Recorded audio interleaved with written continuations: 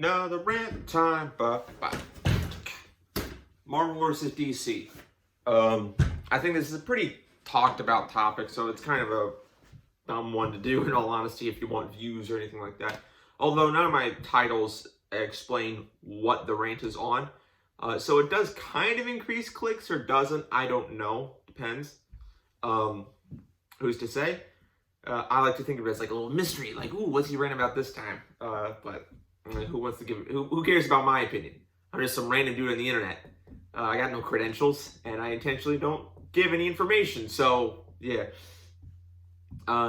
So Marvel versus DC. Some might think of this argument as like, oh, who could beat who in a fight? Out of all the characters, which one has the more powerful characters? And I say you can't really do that fight because both of their universes have like a quote unquote god, and they can basically do whatever the fuck they want, and because both of them, that gets a whole confusing thing. But if you're talking about content, like the media that they produce, okay, you can kind of make arguments on this. Now, I don't think I'd be out of line saying that DC has a far better animated lineup and Marvel has a far better live action lineup. Right? I don't think I'd be kind of out of the realm of saying that. Personally. Now,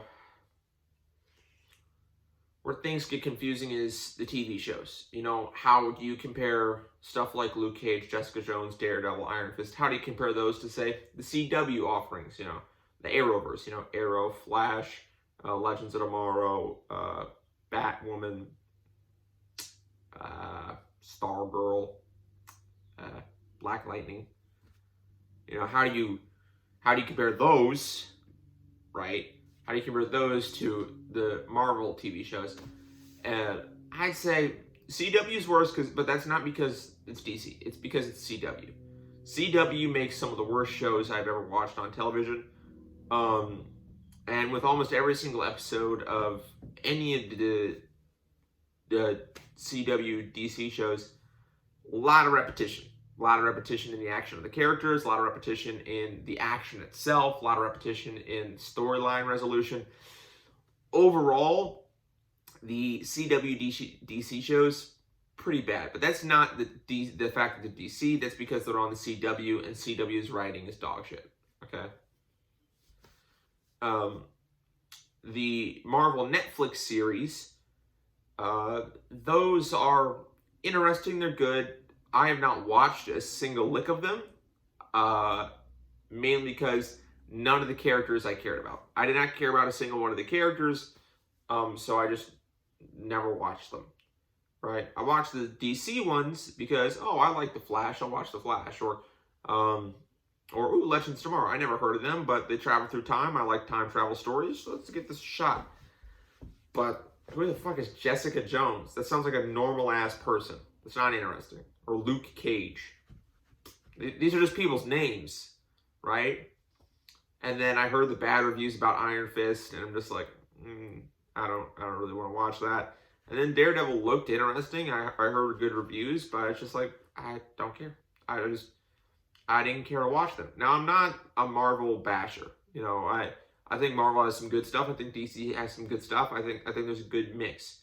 But in terms of characters that I care about, Marvel tends to do TV shows based on smaller characters, which you'd think that makes sense. They're TV shows, they're smaller scale stories, do it for smaller time characters.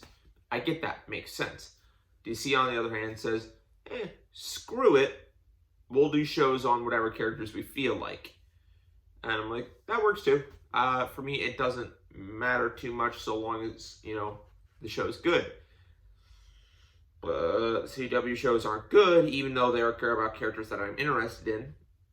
And then the Marvel shows, I just never care to watch because they're not about characters I'm interested in.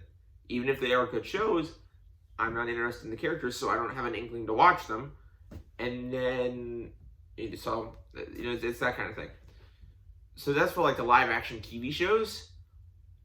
DC, hands down, has better animation. Both in quality but also quantity.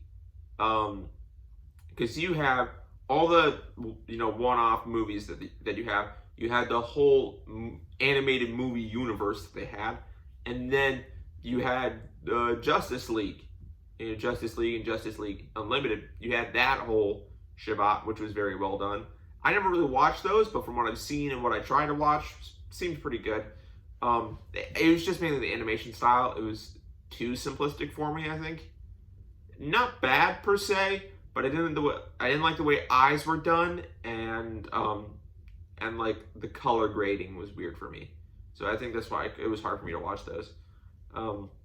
But good from what I did see. But the movies, by God, the variety of movies that they have and the whole movie universe that they had, the animated movie universe that they had, was phenomenal. Because here's the thing. With those animated films, you're not getting newbie audiences. You're not getting mainstream audiences. With these animated films, you are getting fans of the franchises, fans of the series, fans of the characters. So they already know going in who the characters are, their general motivations, their powers for the most part. They already know going in what to expect, right? And so then showing the characters, working well together, forming very quickly, and just overall it being quite good. It was nice. It was very, very nice to see that come together, and very, very nice to see how it was done. I especially like that they used a wider, like a larger Justice League. So like typically Justice Leagues, they will swap out characters. So like usually the ones that get swapped out between each other are Martian Manhunter and Cyborg. Those two usually get swapped a lot. On whether or not they're on the team. But for the Justice League that they did through the anime movies, they used both, which I really appreciated. Not to mention they had Green Lantern, which was good, and they had Shazam. That was a really big one. I'm a really big Shazam fan. I haven't really read much of his stories. I just like the general premise of his character, because it's a really good idea to have, this kid, an unsuspecting kid, you never think he has powers, say a magic fucking word, and then he is, the powers of multiple Greek gods, and it's just like, damn! That's gods and demigods, because he also has, the strength, he has the strength of Hercules, and Hercules is half god, so that's the whole thing, but still, and like the, in stamina or endurance, I can't remember which, of Achilles, which, yeah. It's just, I really like Shazam. I find him cool, I find him interesting, I find him just a fun character all around, and I'm glad he was in those movies. But then you have like Justice League Dark, which is just like, it's kind of cool. It's like a magic-based, darker themed version of the Justice League, where Batman's still a part of it, because fucking he's Batman. If he's not part of the Justice League, something's a problem. Any Justice League, because Batman's always there. Batman's always doing some shit. Which I know a lot of people kind of get upset about, that, Batman always seems to have a solution. But that's the whole point of his character. Like, the whole point of his character is he is a paranoid, person that plans for every situation and every different contrivance. Like, if you don't understand that about Batman's character, I don't know what to tell you. The man watched his parents get shot in front of him. That's going to fuck you up psychologically. Not psychologically, like, it fucked him up psychologically that, yes, he went out and fought crime in a bat suit, but also psychologically in the fact that he is paranoid to where he constantly obsesses over every possible thing that could go wrong. He says Murphy's Law and he hates Murphy's Law, and so he just tries to find every conceivable way to fight it. And that's part of his character. And a lot of people don't understand that and are upset that, he can beat anybody because he's Batman. Well, yeah, because the man's fucking insane. The second he gets introduced to a character, right, and has an inkling for what they might be able to do, he will go through 30,000 different methods of what might and might not work to take them down, right? That was the whole premise of, I think, 2 different movies of where he had plans to take out the Justice League, right? It's just because that's the thing, is Batman is crazy, okay? A lot of comic book characters are crazy. In what world would a reasonable person, okay, dress up in ridiculous outfits and fight crime? Especially if they don't have any superpowers. Like Iron Man, he gets a change of heart. He's going to use his massive amount of wealth instead of making weapons to, to fight crime. It's just like, okay, and he's still not crazy for that? He couldn't use his insane amount of wealth for humanitarian projects, maybe different military outfittings that would still take down threats. I mean, no, he decides to use his vast amount of wealth to be a singular man in a suit of armor that has, like, missiles and shit. Okay? Rather than benefiting people in any other facet, he decides to fight crime in a metal suit. Right? That sounds like a crazy person. Okay? And I get it. They're comic books. They're meant to be weird. They're meant to be just fun stories that you read and enjoy. And I get that. But when other people start to apply logic to it, I'm going to apply logic back. Okay? That's just the nature of things. Okay? The Flash is a ridiculous character and has literally no weaknesses. People say that he can be beaten by this, he can be beaten by this. Nah, I mean, Flash really doesn't have any weaknesses. He can just run. He can run, shoot lightning, make tornadoes with his hands, which is really fucking weird. But he can run so fast that literally nothing. He can perceive information so fast and move so fast, literally nothing is of consequence to him. He can stop everything. He can be in a constant state of flash time. Alright? For a very long amount of time. And just go around fixing shit. Just do that. Alright? In multiple outings, he's been shown to demonstrate different levels of competency with his abilities. There was a series of comic panels, or like a page or two or whatever, in which a fire or something destroys an apartment building. Flash shows up, reads a bunch of books on fucking construction, looks at the old blueprints of the apartment, and then proceeds to build the entire apartment complex.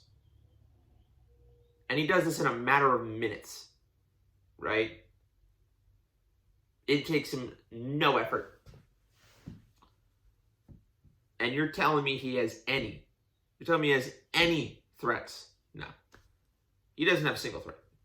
Oh, he destroyed... Oh no, the villain destroyed the city. Hey, Flash, yeah, I fucking got it. Zoom, builds all the fucking buildings back. As if shit never happened. Not to mention, you have the other Flashes. Like, you have Barry Allen. But then you also have Wally West. You have Jake Garrick. You have the other Wally West. That's a confusing thing. Okay. So because of, political correctness and diversity and all these other shits, the CW made Iris West and Wally West black. Those were the actors that they picked.